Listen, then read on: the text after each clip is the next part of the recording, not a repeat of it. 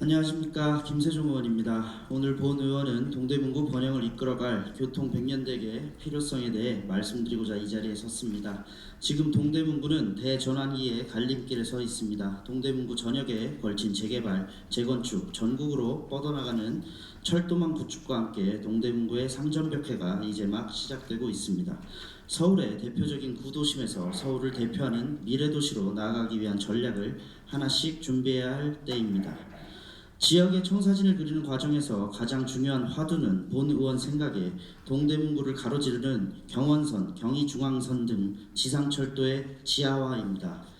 잘 아시는 것처럼 지상철로 인한 지역 간 단절 문제로 주민의 불편함은 이루 형언할 수 없습니다. 같은 행정동에서 50m 남짓한 거리를 이동하기 위해 20분에 걸쳐 돌아가는 게 일상이고 마음 편히 탈 수 있는 버스조차 부족한 게 현실입니다. 지상철 인근의 극심한 소음은 그저 적응하는 방법 외에 대책이 없고 지역 간 단절은 우리 구 주요 도로의 통행 여건에도 치명적인 영향을 미칩니다. 이물로가 대표적입니다.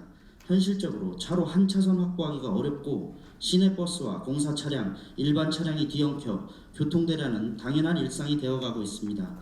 앞으로가 더 걱정입니다. 이물로 일대 도시정비로 1만 세대가 넘는 대규모 인구 유입이 예상되는데 교통량 분산을 위한 별다른 대책도 없습니다. 지상철로 인한 지역 단절로 우회도로 하나 확보하기 어려운 상황인데도 장래 교통 상황에 대한 일말의 고민 없이 도시계획을 말 그대로 영혼 없이 설계한 결과입니다. 만시지탄이지만 모든 문제의 해법은 지상철도의 지하화밖에 없습니다. 그리고 이를 연계한 체계적인 도시계획 재설계는 동대문구 환골 탈퇴를 시작하는 첫 단추가 될 것입니다. 선거 때면 빠짐없이 등장하는 단골 공약이나 결국 공수표에 그치고 더 이상 정치적인 구호로만 난무해서도 안 됩니다. 반드시 현실로 만들어야 됩니다.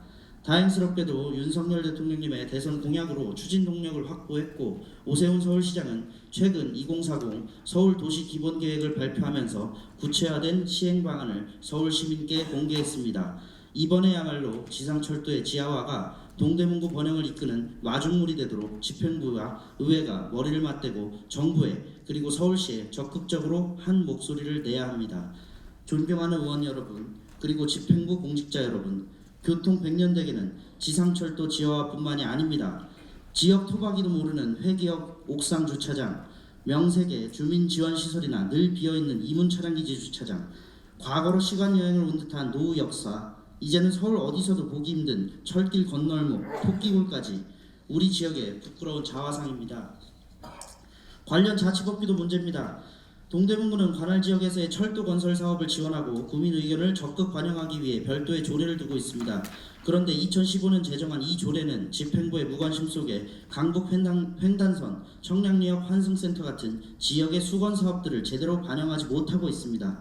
조례 근거에 구성한 이른바 철도 및 도시철도 건설사업 지원 추진위원회는 최근 3년간 단 한 건의 회의도 개최한 적이 없는 황당한 일도 있었습니다.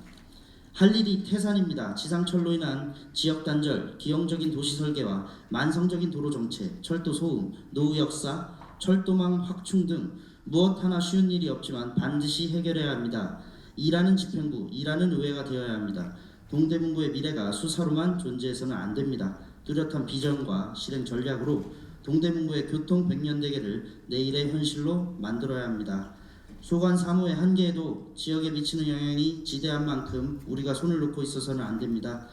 동대문구의 100년 앞을 내다보는 해안으로 지역의 새 시대를 완성하는 일에 적극 나서 주실 것을 간곡히 부탁드립니다. 이상으로 5분 자유 발언을 마치겠습니다. 경청해 주셔서 감사합니다.